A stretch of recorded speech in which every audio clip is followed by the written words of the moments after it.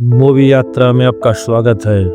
आज हम बात करने जा रहे हैं एक ऐसी फिल्म की जिसने थ्रिलर और साइकोलॉजिकल क्राइम के जॉनर को एक नया मुकाम दिया।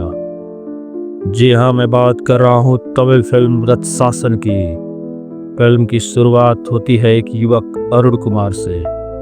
अरुण का सपना होता है एक फिल्म डायरेक्टर बनने का, लेकिन वह किसी आम विषय पर फिल्म नहीं बनाना चाहता।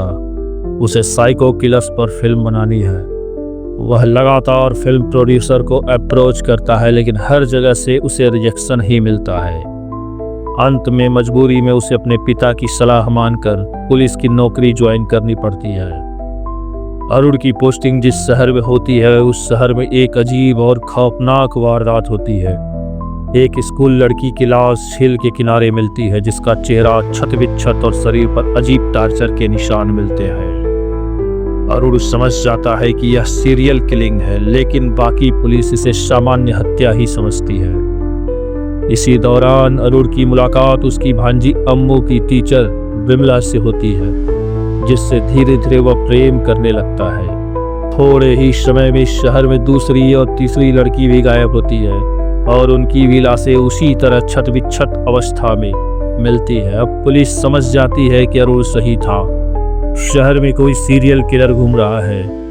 अरुण इस केस की तह तक जाने की कोशिश करता है। वह एक पैटर्न नोटिस करता है कि सभी मारी गई लड़कियां कम उम्र की स्कूली छात्राएं हैं, जिन्हें पहले गुड़िया भेजी जाती है, फिर उनका अपहरण किया जाता है, तत्पश्चात उनको टार्चर करके उनकी हत्या कर दी जाती है। इसी क्रम में अरुण की भांजी के स्कूल में एक टीचर पर शक होता है, जो लड़कियों का यौन शोषण करता है और उन्हें प्रताड़ित करता है। अरुण उसे गिरफ्तार करता और उसे पीटता है, लेकिन उसी समय अरुण की भांजी अम्मू भी लापता हो जाती है और उसकी हत्या कर दी जाती है। इससे अरुण टूट जाता है, लेकिन अरुण को यह बात समझ में आ जाता है कि कातिल कहीं कोई और है। धीरे धीरे यह साफ होता है कि यह एक सीरियल किलर का काम है, जो लड़कियों को अपना निशाना बना रहा है। अरुण अपने अनोखे सोच और रिसर्च के दम पर धीरे धीरे केस की परतें खोलने लगता है। उसे लगने लगता है कि यह कातिल एक साइकोलॉजिकल डिसऑर्डर से पीड़ित है, जिसे अपनी पहचान छुपाने की जुनून है। वह कुछ पुराने केसों से इस केस की समानता देखता है, लेकिन उसके सीनियर्स उसकी बातों को गंभीरता से नहीं लेते।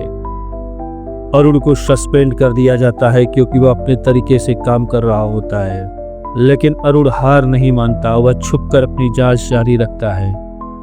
अरुण जब तह में जाता है तो उसे क्रिस्टोफर नाम के एक ट्रांसजेंडर और अजीब डरावने चेहरे वाले लड़के की कहानी पता चलती है, जिसको सोफिया नाम की एक लड़की से प्यार था, जो एक तरफा था। वह उसे मन ही मन चाहता था, लेकिन जब वह अपने दिल की बात सोफिया को बताता है तो सोफिया उसे सिरे से ठुकरा देती है। इस अपमान को क्रिस्टोफर बर्दाश्त नहीं कर पाता और वह गुस्से में सोफिया की हत्या कर देता है।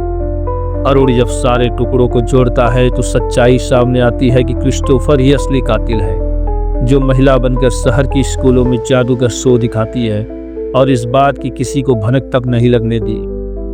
अरुण अपने सीनियर को असली कातिल को पकड़ने के लिए कहता है, लेकिन वह अरुण को एकदम पसंद नहीं करती और उसकी बात को अनसुना कर देती है।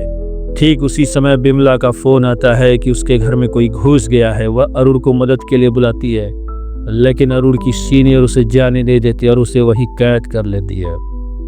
विमला की भांजी कायल को क्रिस्टोफर उठा ले जाता है। अरुण पागल हो उठता है। अपने साथियों की मदद से अरुण वहां से किसी तरह निकलता है। क्रिस्टोफर की तलाश उसे एक सुनसान घर तक लाती है, जहां क्रिस्टोफर ने कायल को बंधक बनाकर रखा हुआ है।